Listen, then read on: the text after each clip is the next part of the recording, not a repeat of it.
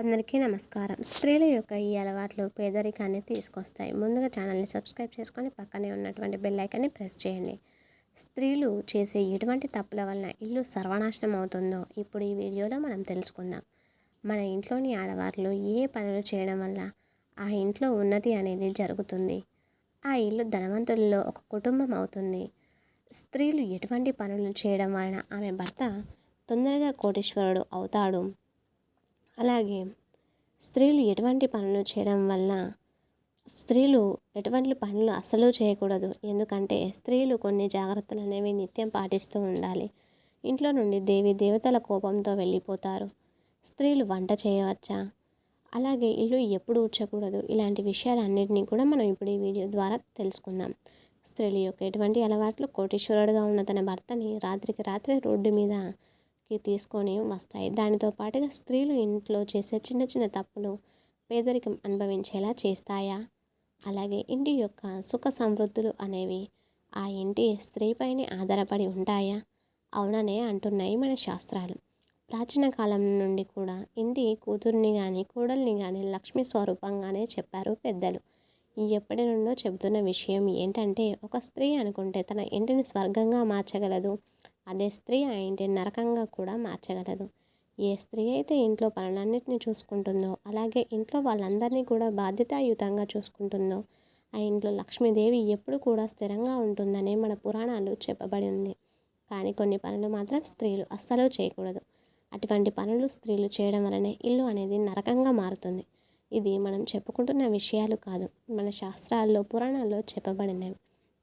ఇంటి కూతురు అలాగే కోడలు గురించి కొన్ని విషయాలు మన శాస్త్రాల్లో చెప్పబడ్డాయి. కాబట్టి వాటి ఆధారంగానే సంతోషంగా ఉన్న కుటుంబం నరకమయం అవుతుంది. మనం వీడియోలో అసలు మనం చేసే తప్పులు ఏమిటో, అలాగే వీటి కారణంగా కోటీశ్వరులు కూడా పేదవారు అవుతున్నారు అనేది ఇప్పుడు ఈ వీడియోలో తెలుసుకుందాం. వీడియో ఇప్పటివరకు లైక్ చేయకపోతే వెంటనే లైక్ చేసి ఛానల్ సబ్స్క్రైబ్ చేసుకొని చూడండి. స్త్రీల జుట్టు పొడవుగా ఉండడం అనేది చాలా శుభప్రదమైన విషయం. కానీ స్త్రీల జుట్టుని ఎప్పుడు కూడా నడుము కన్నా కింది భాగం వరకు అలా వదిలేయకూడదు. మీకు జుట్టు పొడవుగా ఉన్నప్పటికీ కూడా జుట్టుని మడత పెట్టి నడుము పైనే భాగం వరకు ఉండే విధంగా మీరు జాగ్రత్తలు తీసుకోవాలి. మీ జుట్టుని ఎప్పుడు కూడా నడుము కన్నా కిందికి భాగానికి అస్సలు వదిలేయకండి. నడుము కన్నా కొంచెం పై భాగం వరకే మీ జుట్టును ఉంచుకోవాలి. అలా వదిలేసినట్లయితే ఆ ఇంట్లో దౌర్భాగ్యానికి అనుభవించవలసిన పరిస్థితులు అనేవి వస్తూ ఉంటాయి. మన శాస్త్రాల్లో పురాణాల్లో ఇదంతా కూడా అశుభంగానే చెప్పబడింది. స్త్రీలు ఎప్పుడు కూడా తమ జుట్టును విరబోసుకొని అస్సలు ఉండకూడదు. జుట్టుని ఎప్పుడు కూడా జడలా అల్లి ఉంచుకోవాలి. ఏ ఇంట్లో అయితే స్త్రీలు చీపురుని కాళ్ళతో తన్నుతూ ఉంటారో, చీపురును దాటుతూ ఉంటారో, లేదా చీపురుతో ఏదైనా జంతువులను కొడుతూ ఉంటారో అక్కడ లక్ష్మీదేవి ఎప్పుడూ నిలబడదు. అటువంటి ఇంట్లో ఎప్పుడూ అనారోగ్య సమస్యలు అనేవి వస్తూ ఉంటాయి. లక్ష్మీదేవి చీపురుతో సంబంధాన్ని కలిగి ఉందని అందరికీ తెలుసు. అందువలన చీపురు విషయంలో చాలా జాగ్రత్తలు వహించాలి. చీపురుని ఇంట్లో ఎక్కడ పెట్టాలి? గృహాన్ని చిమ్మేటప్పుడు ఈశాన్యం నుంచి నైరుతి వైపుకు చిమ్మి చెత్తకు పోగు చేయండి. ఈశాన్యం వైపు చెత్త తీసుకురాకూడదు. ఈశాన్యం వైపు చెత్తను పోగు చేస్తే ఆ గృహంలో సంపద నిలకడగా ఉండదు. ఇంటిని చిమ్మే చీపురు శనీశ్వరుని ఆయుధం. చీపురుని ఎప్పుడు కానీ నిలబెట్టకూడదు. నేలపై సమతలంగా ఉంచాలి. అలా కాకుండా నిలబెట్టారంటే ఇంట్లో శనిదేవుణ్ణి నిలుపుకున్నట్లే అవుతుంది. చీపురు ఇంటికి వచ్చిన అతిథులకు కనబడకుండా ఉండాలి. ఏ ఇంట్లో అయితే స్త్రీలు భోజనం చేసేటప్పుడు కాళ్ళను ఊపుతూ ఉంటారో ఆ ఇల్లు ఎప్పుడో ఒకప్పుడు అగాధంలోకి వెళ్ళిపోతుంది.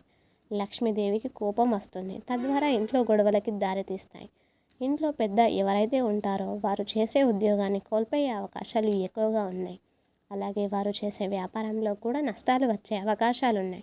స్త్రీలు వంట చేసేటప్పుడు పొయ్యి మీద ఎప్పుడు కూడా ఎంగిలి పాత్రలను అలానే వదిలేసి వంట అస్సలు చేయకూడదు.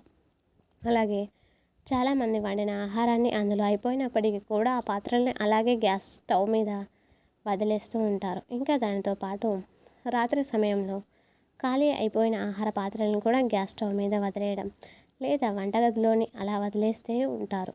అలాంటి తప్పును మీరు ఎప్పటికీ చేయకండి. అలా చేసినట్లయితే లక్ష్మీదేవి ఆ ఇంట్లో అస్సలు అడుగుపెట్టదు.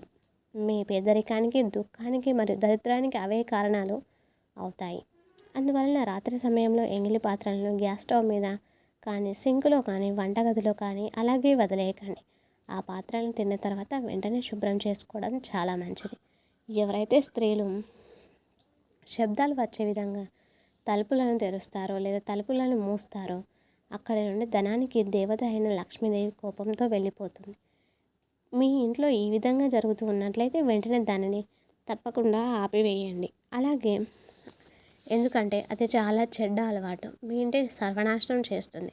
అటువంటి ఇంటిలోనికి లక్ష్మీదేవి అస్సలు ప్రవేశించదు. ఆ ఇంట్లో లక్ష్మీదేవి ఉన్నప్పటికీ కూడా ఇంట్లో నుండి వెళ్ళిపోతుంది. ఏ ఇంట్లో అయితే స్త్రీలు సాయంత్రం సమయంలోనే అంటే సూర్యాస్తమయం తర్వాత 6 తర్వాత లేదా రాత్రి సమయంలో కానీ ఇంటిని ఊడుస్తూ ఉంటారో, అలాగే ఆ ఇంటిని శుభ్రం చేస్తూ ఉంటారో అలాంటి వారి ఇంట్లో దౌర్భాగ్యం ప్రవేశిస్తుంది.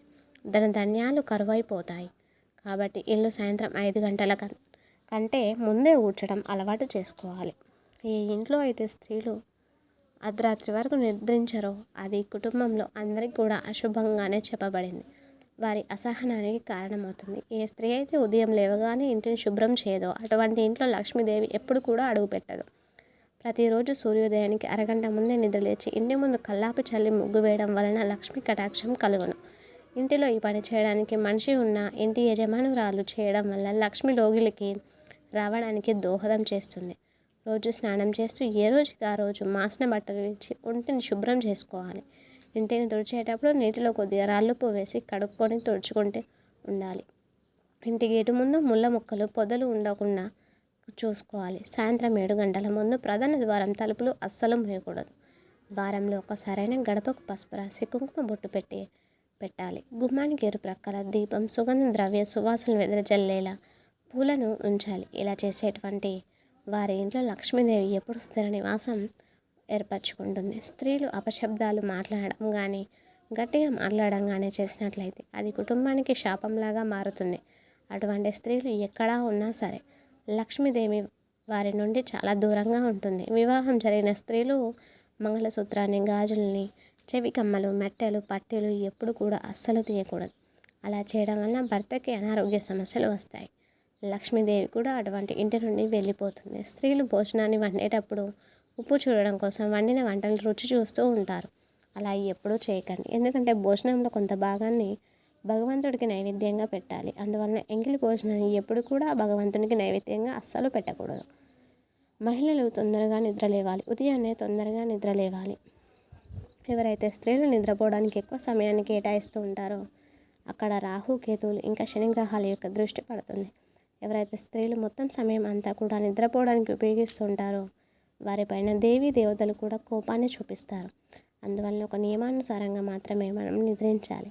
ఎక్కువగా నిద్రపోవడం అనేది ధనహాని ఇంకా అనారోగ్య సమస్యలను కొని తెచ్చుకున్నట్లు అవుతుంది. రాత్రి నిద్రపోవడానికి మంచం మీదకు వెళ్ళిన తర్వాత నకారాత్మకమైన విషయాలు అస్సలు మాట్లాడుకోకూడదు. మీరు చెడ్డ మాటలు మాట్లాడడం వల్ల ఆ నకారాత్మక శక్తులు అనేవి ఆకర్షించబడతాయి. అవే మీ కలలోకి వచ్చి మిమ్మల్ని ఇబ్బంది పెట్టే అవకాశాలు ఎక్కువగా కనిపిస్తున్నాయి. నిద్రించే ముందు ఎప్పుడు కూడా మనసులో మంచి ఆలోచనతో నిద్రపోవాలి. దానివల్ల మనం అనుకున్న పనులు పూర్తయి మంచి ఫలితాలు అనేవి లభిస్తాయి. మంగళవారం, గురువారం, శుక్రవారం, శనివారం రోజులలో ఎంత త్వరగా కుదిరితే అంత తొందరగా నిద్రలేచే ప్రయత్నాన్ని మీరు చేయండి. ఎందుకంటే శాస్త్రాల్లో చెప్పబడిన ఆధారంగా ఆ రోజుల్లో ఆలస్యంగా లేచే వారిపైన సమస్త దోషాల ప్రభావం చూపిస్తాయట. అందువలనే ఆ రోజుల్లో త్వరగా నిద్రలేచి త్వరగా ఇంట్లో ఉన్న పనులని పూర్తి చేసుకోవాలి. అలాగే ఆ రోజుల్లో మీరు చాలా త్వరగా నిద్రలేవాలి. ఎవరైతే స్త్రీలు దక్షిణము లేదా తూర్పు వైపునకు తల ఉంచి నిద్రపోతారో అలాంటి ఇంట్లల్లో కుటుంబం అంతా కూడా ధనధాన్యాలతో నిండి ఉంటుంది. ఆ ఇంట్లోనికి అష్టైశ్వర్యాలు మరియు సుఖ సంతోషాలు సమృద్ధిగా వస్తాయి. భర్త బయటకు వెళ్ళిన వెంటనే తలుపులు వేయడం, ఇల్లు ఊడ్చి తుడవడం వంటి పనులు అస్సలు చేయకూడదు. భర్తని ఎవరి దగ్గర చులకనగా చేసి మాట్లాడకూడదు. భర్తకు సంబంధించిన వ్యక్తిగత విషయాలను ఎవరి దగ్గర సంభాషించరాదు. భార్యాభర్తల దాంపత్య విషయాలు కూడా ఎవరితో ముచ్చటించరాదు. భర్త గౌరవానికి భంగం కలిగేటట్లు ప్రవర్తించకూడదు. పాచిముఖంతో పొయ్యి వెలిగించి వంట వండడం, వంటింటిని శుభ్రం చేయకుండా నిద్రించడం వంటివి అస్సలు చేయకూడదు. తలకిందులుగా బట్టలు మడత పెట్టడం వంటివి అస్సలు చేయకూడదు. భర్త పని మీద బయటికి వెళ్తున్నప్పుడు కోపం తెచ్చుకోవడం, భార్యకు భార్య కోపం తెచ్చుకోవడం లేదా వాదించడం వంటివి చేయకూడదు. ఇంట్లోని వారి మీద చీటికి మాటికి అరవడం, కోపగించుకోవడం, కన్నీరు పెట్టుకోవడం వంటివి అస్సలు చేయకూడదు. భర్త బయటకు వెళ్ళగానే గుమ్మం వాకిలి ఊడవకూడదు. అలాగే భర్త బయటకు వెళ్తున్నప్పుడు చేతులకి గాజులు నుదుటిన బొట్టు లేకుండా భర్తను సాగనంపడం అస్సలు చేయకూడదు. భర్త బయటకు వెళ్ళగానే బియ్యం, ఉప్పు, చింతపండు, పసుపు మరియు పంచదార లాంటివి అప్పు ఇవ్వడం లేదా అడగడం అస్సలు చేయకూడదు. ఇక దేవతామూర్తులను కానీ పవిత్రమైన స్థానాలను కానీ తాకకూడదు. పూజ గదిలో అస్సలు వెళ్ళకూడదు. దూర ప్రయాణాలు చేయడం కూడా అంత మంచిది కాదు. ఏ స్త్రీ అయితే అలాంటివి వారి ఇంట్లో దేవీ దేవతలు కోపానికి గురవుతారు. తద్వారా మనశ్శాంతి కరువై ఇంట్లో లక్ష్మీదేవి దూరం అవుతుంది. కాబట్టి మనశ్శాంతి కరువై ఆ ఇంట్లో లక్ష్మీదేవి అస్సలు నిలవదు. సుమంగళి స్త్రీలు ఎప్పుడు కూడా నెత్తిన కుంకుమ లేకుండా అస్సలు ఉండకూడదు. 2 చేతులతో తలను గీరుకోరాదు. ఇంటికి వచ్చిన సుమంగళి స్త్రీలకు పసుపు, కుంకుమ, తాంబూలాలు విధిగా ఇచ్చి సత్కరించాలి. చేతితో ఎప్పుడూ అన్నం, ఉప్పు, కూరలు వడ్డించరాదు. ఏ వస్తువు అయినా ఇంట్లో వండి లేదు అనకుండా తీసుకురావాలి. లేక నిండుకుంది అనడం సబబు. నాస్తి నాస్తి అంటుంటే మనకు అన్ని నాస్తిగానే అశ్విని దేవతలు మరియు తథాస్తు దేవతలు కూడా పలుకుదురు. అంతేకాకుండా స్త్రీలు మిట్ట మధ్యాహ్నం స్నానం చేయడం, మాంగళ్యాన్ని ధరించకపోవడం, బొట్టు లేకుండా ఉండడం, బొట్టును పెట్టుకోకపోవడం, నాలుకతో తడి చేసిన బొట్టు పెట్టుకోవడం, ఎడమ చేత్తో పిల్లల్ని కొట్టడం, కాళ్ళు దాటుకుంటూ నడవడం, వడ్డించిన తర్వాత ఆలస్యంగా భోజనానికి రావడం, అన్నం తింటూ వేళ్ళు చేతులు నాకడం, ఒళ్ళు కంచం పెట్టుకొని భోజనం చేయడం, మంచం మీద కూర్చొని భోజనం చేయడం, అదే పనిగా కాళ్ళు ఊపడం, స్నానం చేసి వేసిన బట్టలు కట్టుకోవడం, సాయ సంధ్య సమయంలో తలుపులు మూయడం, డబ్బును కోపంతో విసిరివేయడం, కాలితో తన్నడం, ఇటువంటి పనులు తన కుటుంబాన్ని అభివృద్ధి పథంలో నడిపించాలనుకుంటున్న ఏ స్త్రీ కూడా పొరపాటున కూడా చేయకండి. అలా కాకుండా చేశారంటే మీకు మీరు దరిద్రాన్ని మీ ఇంట్లోకి ఆహ్వానించినట్లే అవుతుంది. ఈ వీడియోలో అందించిన సమాచారం అనేక ప్రామాణిక గ్రంథాలు, పుస్తకాలు మరియు ఇతర వనరుల నుండి సేకరించబడింది.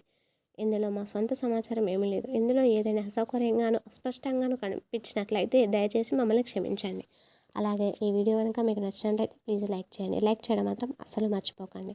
ఇప్పటివరకు మన ఛానల్ని సబ్స్క్రైబ్ చేయకపోతే వెంటనే సబ్స్క్రైబ్ చేసుకోండి. అలాగే మా కొత్త వీడియోస్ మీకు వెంటనే చేరాలంటే మన ఛానల్ని సబ్స్క్రైబ్ చేసుకొని పక్కన ఉన్నటువంటి బెల్ ఐకాన్ని ప్రెస్ చేయండి. ఇప్పటివరకు ఈ వీడియో చూసిన ప్రతి ఒక్కరికి కూడా మనస్ఫూర్తిగా మా ధన్యవాదములు.